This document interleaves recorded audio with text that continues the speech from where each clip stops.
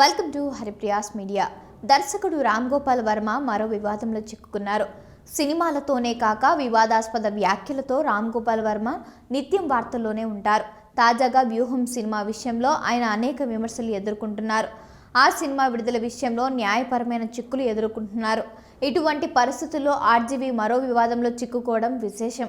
ఇటీవల తెలంగాణ ఎన్నికల్లో బర్రెలకు పోటీ చేసిన సంగతి అందరికీ తెలిసిందే. కొల్లాపూర్ నుంచి ఎమ్మెల్యే అభ్యర్థిగా పోటీ చేసిన ఆమె ప్రధాన రాజకీయ పార్టీలకు ఏమాత్రం తగ్గకుండా ప్రచారం చేశారు. యువత అభిమానాన్ని చేరుకున్నారు.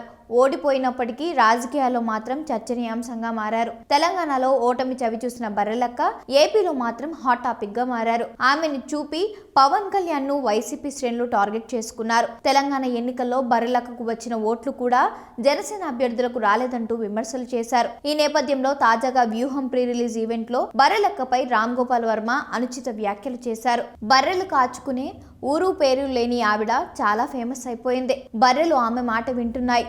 అటువంటి పవన్ కళ్యాణ్ మాటలను ఎవరూ నమ్మలేదు అంటూ వ్యాఖ్యానించారు. పవన్ ను విమర్శించేందుకు తనపై అనుచిత వ్యాఖ్యలు చేశారంటూ ఆమె రామ్ గోపాల్ వర్మపై మహిళా కమిషన్ కు ఫిర్యాదు చేశారు. రామ్ గోపాల్ వర్మ మాట్లాడిన మాటలు సరికాదని ఈ సందర్భంగా బర్రెలక్క తరపు న్యాయవాది పేర్కొన్నారు. మహిళా కమిషన్ ఈ ఫిర్యాదు మేరకు కేసు నమోదు చేసింది. ఈ సందర్భంగా ఆర్జీవీ చేసిన వ్యాఖ్యలను ప్రస్తావిస్తూ ఫిర్యాదు చేశారు. రామ్ గోపాల్ వర్మ, నువ్వు బ్రతకాలి అనుకుంటే బ్లూ ఫిల్మ్స్ తీసుకుని బ్రతుకు, కానీ మా ప్రాంతం బిడ్డలు ఎదగాలి అనుకుని ప్రయత్నం చేస్తుంటే ఇలా చేయడం తప్పు అని ఆమె తరపు న్యాయవాది తప్పుపట్టారు. దీనిపై న్యాయ పోరాటం చేస్తామని స్పష్టం చేశారు. ఇలాంటి మాటలతో రెచ్చగొట్టే ప్రయత్నం చేస్తే తెలంగాణ నుంచి తరిమి కొడతామని వర్మను ఆయన హెచ్చరించారు. మొత్తానికైతే వ్యూహం సినిమా విడుదల కాకముందే పెను వివాదాలకు కారణమవుతుంది.